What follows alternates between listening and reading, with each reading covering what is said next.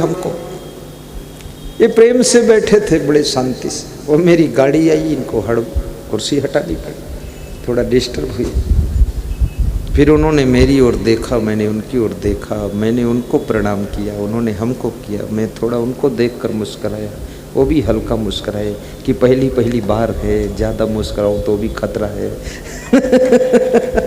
लेकिन प्रेम हो गया। वो प्रेम भाव से मिले, भाव से। जो भाव से मिले उनको आप भी प्रेम भाव से मिले, और जो सद्भाव से मिले उसको आप सच्चे मन से मिलिए, और जो आपको प्रभाव से मिले उसको सम्मान दे दीजिए। प्रभावशाली व्यक्ति कोई आ जाए, अभी इस सभा में कोई मुख्यमंत्री आ जाए, प्रधानमंत्री आ जाए, वो प्रभाव वाला है, तो उसको हमें आपको प्रभाव से मिले उसको सम्मान दे दीजिए। लेकिन जो अभाव से मिले, जिसके पास कुछ कमी है, कोई ज़रूरत है और अभाव से मिला है, तो उसको सम्मान नहीं चाहिए। उसको जिस चीज़ का अभाव है वो सामान दे दीजिए, तो उसका काम चल जाएगा। अभाव वाले को सामान दीजिए, प्रभाव वाले को सम्मान दीजिए, और याद रखना भाव वाले को प्रेम भाव दीजिए, सद्भाव वाले को सच्चा प्रेम दीजिए। और ऐसे लोग आपको रोज मिलते हैं। अहंकार तो किसी को दिखाना ही नहीं है, उसका ज़रूरत ही नहीं। क्या लेना देना, अपन हाथ जोड़ के आगे बढ़ गई, बात खत्म हो गई। किसी से अटकना क्यों है? नमस्कार कर लो, सबको नमस्कार। और कभी कभी बिना गलती के भी क्षमा मांग लिया करो, ये कह दिया करो क्षमा कीजिएगा। तो लोग पूछेंगे क्या क्षमा करते हैं, कौन गलती किया? बोले भूल चूक हो सकती है, क्षमा कीजिएगा। ऐसे सरल बन जाओ। भाषा भी सीखो, वाणी भी सीखो, बोलने की कला भी सीखो। और याद रखना भाषा का भी अपना एक प्रभाव होता है, इसलिए शब्दों का भी अच्छा चयन कीजिए।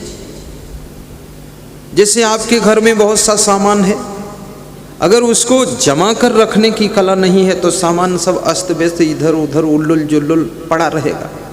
लेकिन उस सामान को जमा कर रखने की कला यदि है तो आपका घर उस सामान को जमा कर रखने से देखने में सुंदर लगेगा। ऐसे आपके पास में भाषा है, भाषा में आपको शब्द जमाने की कला भी चाहिए। शब्द जमा कर बोलिए, सेटिंग से बोलिए, और ऐसा आनंद से बात कीजिए कि बात बात में हंसी आनी चाहिए, खुशी आनी चाहिए।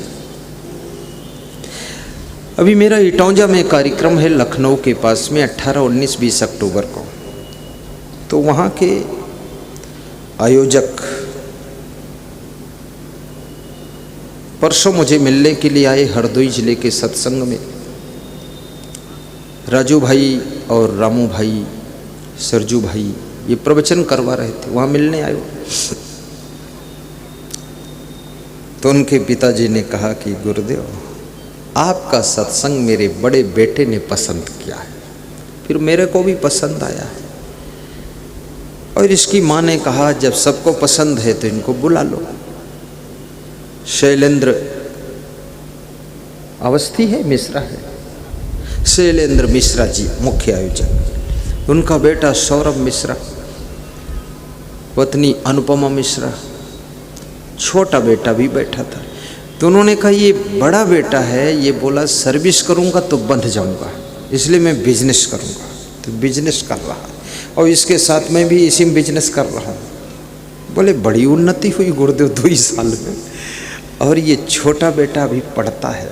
तो हमने कहा आपका बेटा बुद्धिमान है, महान है, ये बड़ा बेटा। बोले बड़ा बुद्धिमान है और बड़ा महान है, लेकिन छोटा वाला भी गुरुदेव बहुत बढ़िया है। हमने कहा क्या है? बोले ये घर भर को बात बात में हंसाता रहता है। तो हमने कहा कैसे हंसाता है?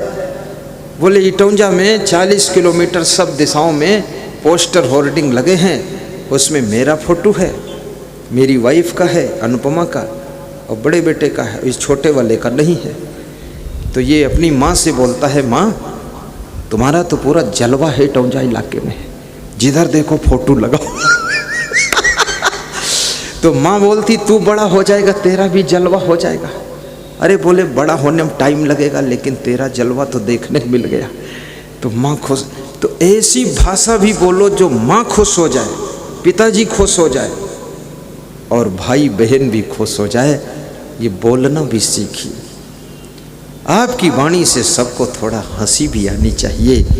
ये घर में इतना गंभीर वातावरण, इतना गमगीन वातावरण और इतना मुँहचुप्पा वातावरण मत बनाइए। आपके घर में कम से कम 2-4 बार 24 घंटे में हंसी के ठहाके लगने चाहिए, सबको आनंद आना चाहिए। कृष्ण भगवान का स्वभाव हंसने का था, भगवान हंसते थे। मैं एक कहानी आपको सुना रहा था, वो कहानी थोड़ा अधूरी रह गई है। वो बेटा अपने पिता को मिलने नहीं आया। पिता ने जब बुलाया, माँ को भेजा, तो बेटा आया और माँ सोचती है पिता के पैर छुएगा, पर वो खड़ा रहा, पैर नहीं छुआ, क्योंकि उसे अभिमान आ गया।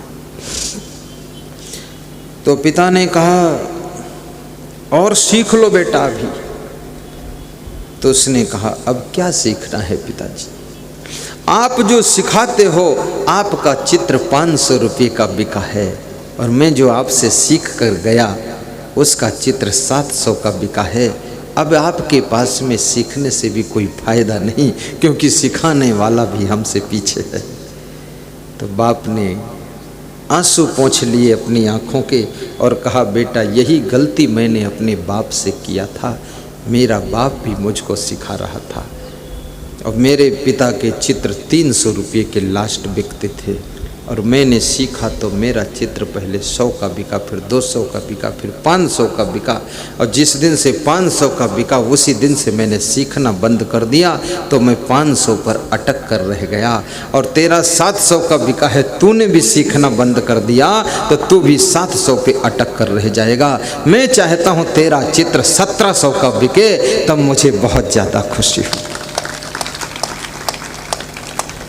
इसलिए कितने तुम कलाकार हो, कितने होशियार हो, कितने चतुर हो, लेकिन फिर भी सीखते रहो, सीखते रहो, सीखते रहो, क्योंकि ज्ञान की कोई सीमा नहीं होती। और सीखिए। ज्ञान विज्ञान तृप्तात्मा कूटस्थो विजितेन्द्रिया, नहीं ज्ञानेन सदृशम पवित्रम ही विद्यते, श्रद्धा लभते ज्ञानम तत्परः संहितेन्द्रिया, ज्ञानम लब्ध्वा पराम शांति मचिरेड अधिगच्छति।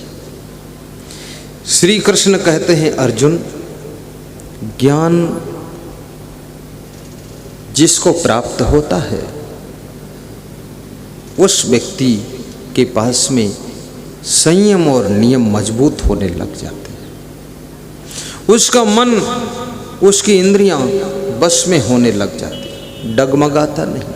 डगमग छाण दे मन बौरा, वो अपने आप को बस में करना सीख जाता है। और नियंत्रण बहुत बड़ी चीज है, अपने ऊपर कंट्रोल होना, ये छोटी मोटी चीज नहीं है। जब आपको क्रोध आए, आप अपने क्रोध को कंट्रोल कर ले तो समझ लो आपको ज्ञान है। और आप क्रोध के वशीभूत होकर के कोई रिएक्शन कर दे तो समझ लेना आपको ज्ञान नहीं है। शब्दों का ज्ञान हो सकता है, लेकिन आपका ज्ञान आपके आचरण में भीगा नहीं। आपको लोभ आ जाए, लालच आ जाए, लेकिन आप लालच से अपने मन को कंट्रोल कर ले। आपके अंदर बहुत ज्यादा काम वासना का तूफान उठ रहा है, लेकिन उसको भी कंट्रोल करने की सामर्थ्य आपके अंदर पैदा हो जाए तो समझ लो आपको ज्ञान हो गया है। अंदर इस मन के अंदर बहुत तरह के विचार उठते रहते हैं, इसलिए संत कबीर को कहना पड़ा कि मन की तरंग मार लो बस हो गया भजन। ये छोटी सी लाइन है, लेकिन इसमें सब कुछ समाया हुआ है। कि मन की तरंग मार लो, बस हो गया भजन। मन में कितनी तरंगें उठती हैं। कभी कभी मन में तरंग उठती है कि इस आदमी को खूब कूटूंगा, पीटूंगा, चटनी बना दूंगा। कभी कभी मन में तरंग उठती है कुछ काम नहीं करूंगा, बहुत जिंदगी में कर लिया, कौन एहसान है, कौन मानता है, नहीं करूंगा। ये तरंग है, ये तरंग में मत बहो, काम करने की निरंतर आवश्यकता है। चलती का नाम गाड़ी है, खड़ी का नाम खटारा है। ये शरीर की गाड़ी को चलाते रहोगे, काम करते रहोगे तो ये शरीर स्वस्थ रहेगा। अगर इसको खड़ा कर दोगे तो शरीर बीमार हो जाएगा। इससे काम भी लीजिए, नाराज मत हुआ करो। कभी कभी मन में तरंग आती है, इस घर में तो रात दिन मर मिटे बैल की तरह काम करते करते कोई मानदान तो कोई करवाई नहीं कर समझ। घर में मानदान किससे चाहते हो, वहां मानदान का क्या काम है। लेकिन मैं आपसे कहूंगा, आप तो एक खिलाड़ी बनो, ज्यादा काम कर पाओ या न कर पाओ, लेकिन इतना जरूर करो कि जो काम कर रहे हैं उनकी थोड़ी सी प्रशंसा कर दिया करो, कह दिया करो। अपनी वाइफ से भी कभी कभी कह दिया करो, तुम जैसी अगर पत्नी न होती तो शायद हम बहुत दिन पहले मर चुके होते, तो आपकी पत्नी खुश हो जाएगी। लेकिन अभी ये कल कहोगे तो फार्मूला लागू नहीं होगा, 2-4 महीने भूलने दो इसको। कभी कभी ऐसी बात अपने भाई के लिए भी कहो। मैं एक भक्त के घर पधरौनी गया था, पधरौनी, जयेश भाई पधरौनी गए थे। तो पधरौनी में वो 2-3 भाई खड़े थे हमारे पास में। तो मैंने कहा आपने मकान बहुत अच्छा बनाया है। तो छोटा भाई बोला ये बड़े भाई की मेहनत से मकान बना है, हमने तो उतना नहीं किया है। तो बड़ा भाई बोला मेहनत तो वास्तव में हमने किया है, लेकिन ये छोटे भाई की बुद्धि से, और इसने डिज़ाइन किया, नक्शा बनवाया, सामान खरीद कर लाया, तो इसकी बुद्धिमानी से ऐसा मकान बना है। हमारी बुद्धि उद्धि नहीं है और हम सीधे हैं, हमका तो गांव लोग भी मार पीट भगा देते, लेकिन ये छोटा वाला होशियार है, इसकी वजह से हम ठीक ठाक रह रहे हैं। बड़ा छोटे की प्रशंसा कर रहा हो, छोटा बड़े की प्रशंसा कर रहा है, और उसी बीच में उनकी बहन आती हो कहती है हमारे दोनों भाई बहुत होशियार हैं और दोनों ने बहुत उन्नति किया है, हमारा भी ख्याल रखते हैं। तो दोनों भाइयों के आंखों में आंसू आ गए। हमने कहा प्रेम हो तो ऐसा हो, एक दूसरे की आपस में भी प्रशंसा करना चाहिए।